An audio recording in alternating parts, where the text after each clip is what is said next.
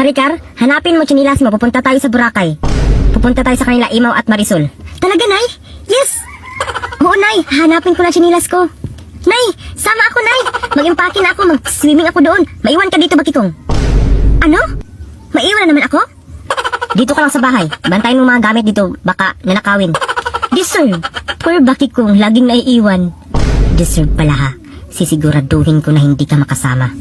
Bilisan mo dyan, Maricar. Baka mahuli tayo sa flight. Lah! Saan na yun? Saan ang isang tsinilas ko? Nawala naman. Ano ba yan? Dalawang tsinilas na nawala. Saan ba yun? Tara na, Maricar.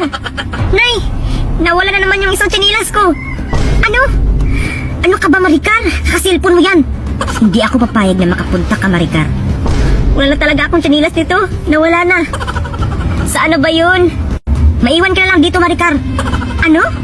Bakikong, ikaw na lang isama ko. Talaga ba, Nay? Yes! Kawawang Maricar. Hindi ako papayag. Yes, Daddy! Wala na si Dr. Daddy. May date yun. Ikaw siguro nagtago sa tsinilas ko, no? Tinago mo para hindi ako makasama kay Nanay. La, bakit ako? Huwag mo akong pagbintangan. Nagbibiro lang naman eh. Idasok ka ron.